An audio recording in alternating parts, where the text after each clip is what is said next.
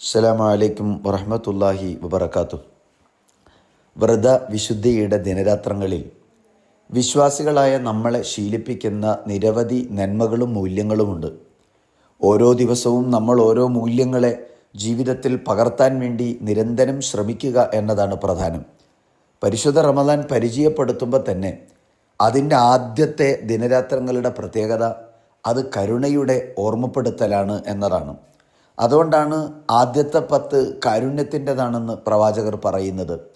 കരുണ വറ്റിപ്പോകുന്ന പുതിയ കാലത്ത് കാരുണ്യമില്ലാതെ ഇടപഴകുന്ന മനുഷ്യരുടെ രൗദ്രഭാവങ്ങൾ കൊണ്ട് പ്രയാസപ്പെടുന്ന വർത്തമാന ലോകത്ത് ഉമ്മയെയും ഉപ്പയെയും തിരിച്ചറിയാത്ത മക്കളും മക്കളോട് കരുണയില്ലാത്ത മാതാപിതാക്കളും അന്യോന്യം കൂടെ ജീവിക്കുന്ന മനുഷ്യരോട് കരുണയില്ലാതെ പകയോടെയും വിദ്വേഷത്തോടെയും ഇടപഴകുന്ന പുതിയ കാലത്തെ തലമുറയും നമ്മെ ഭയപ്പെടുത്തുന്നത് കരുണയില്ലാതെ സമൂഹത്തിൻ്റെ മൂല്യബോധങ്ങളിൽ നിന്ന് കാരുണ്യത്തിൻ്റെ നോട്ടം നഷ്ടമാകുന്ന വേദനിപ്പിക്കുന്ന കാഴ്ചകളാണ്.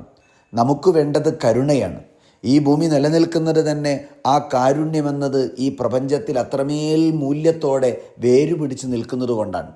എല്ലാവരോടും കരുണയോടെ പെരുമാറാൻ കഴിയുക, വാക്കുകളിൽ കാരുണ്യമുണ്ടാവുക, പ്രവർത്തനങ്ങളിൽ കരുണയുടെ ലക്ഷണമുണ്ടാവുക, തൻ്റെ ശീലങ്ങളിൽ കാരുണ്യത്തിൻ്റെ പ്രതിഫലനങ്ങൾ ഉണ്ടാവുക.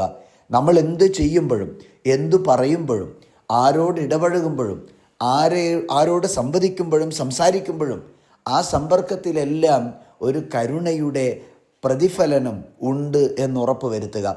തനിക്ക് നിയന്ത്രണമുള്ളവരോട്, അധികാരമുള്ളവരോട്, തൻ്റെ കീഴിലുള്ളവരോടെല്ലാം കരുണയോടെ വർത്തിക്കാൻ വിശ്വാസിക്ക് കഴിയുക.